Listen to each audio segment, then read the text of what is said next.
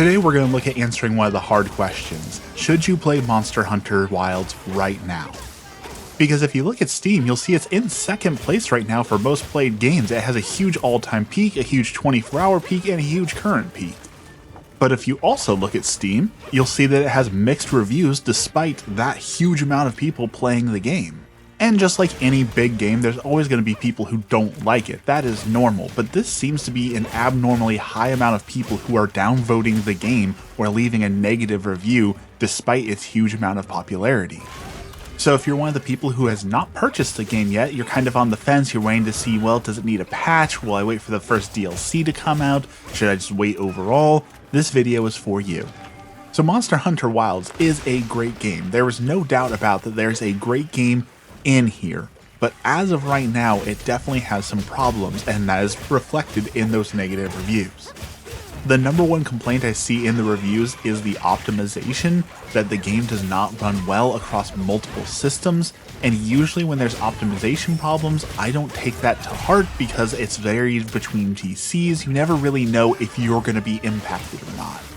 Unfortunately, I got to experience it firsthand. The first day I played the game, it crashed maybe once or twice. The second day I went to play the game, there was so much crashing I literally couldn't play the game. I couldn't progress. I was stuck on the same mission because it would crash halfway through the fight every single time. And of course, when you Google it, there's not a whole lot of help because Reddit and the internet's not generally helpful overall. And then I went back and played it the next day, didn't really change anything, and it was working 0 crashes.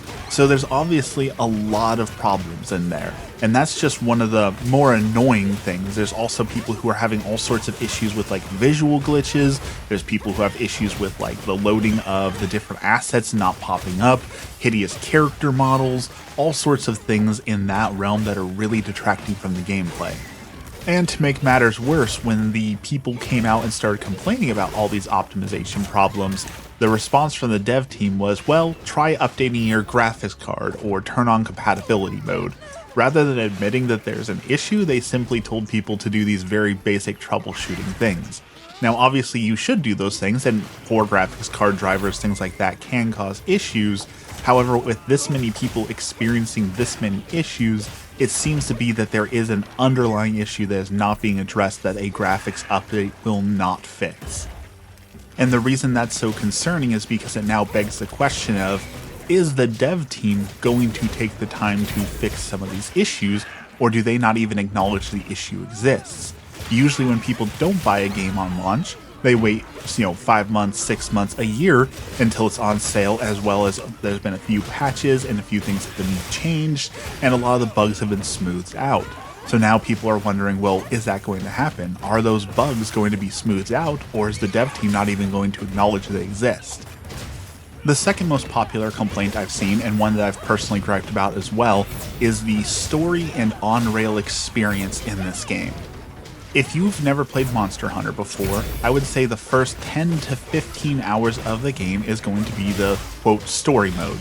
Now, everyone will tell you that the real game is once you've beaten the story, you go out and hunt the monsters to upgrade your gear, to go out to hunt the monsters to upgrade the gear. It's a very satisfying gameplay loop, but you have to beat the story first.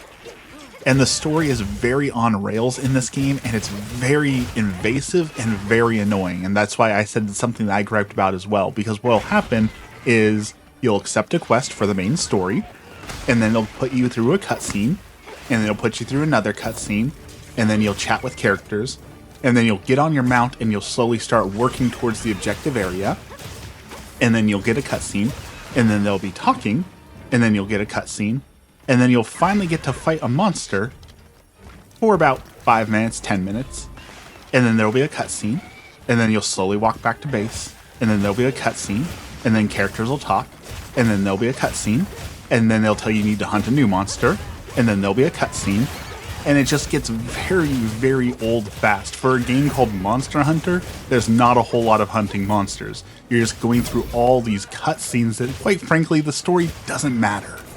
I have never seen a single person play Monster Hunter for the story. It's Monster Hunter. Here's the story. You're a monster hunter. You're hunting monsters. So I don't know why they insist in putting a lot of resources and time into this campaign that, quite frankly, I've never seen anyone enjoy, when they could just put more time and effort into the graphics, the optimization, and the monsters themselves. And granted, again, it's only the first 10-15 hours. If you're a pro player, you could probably do it way faster than that. And if you're just skipping the cutscenes, like I should have done, like I started kind of skipping the cutscenes at the very end. I stopped caring. I should have done it a lot sooner because, again, the story isn't great. It's basically pointless, and you get so frustrated with this on-rails experience. And a lot of people will give you the advice that, well, it's not worth hunting the low-ranked monsters because you'll replace all year with high-ranked monsters as it is. I don't think that advice is great, especially for new players. You should take your time and enjoy it, but the real game truly doesn't unlock until you beat the story, so it does feel like you're wasting your time. The third most common complaint I see is one that is kind of a hot button issue right now, and that is the difficulty of the game. There's a lot of people, especially game journalists when the game came out, who said that the game is too easy. And let me be clear, the first monsters that you fight are supposed to be easy. The story, the first 10-15 hours we just talked about, is meant to be a tutorial to introduce you to the monsters. They do way reduced damage, and yeah, you're probably not going to get taken out by these monsters. However, if you've never played the game before, I definitely don't think you would call it too easy. For a lot of the people who are saying the game is too easy, they are veterans of the series who've invested 100, 200, 500, 1,000, 5,000 hours into the game. And at that point, of course it's going to be too easy. You're familiar with the weapons, the combos, the way most of these monsters work, so I don't think it's really fair to say that it's too easy.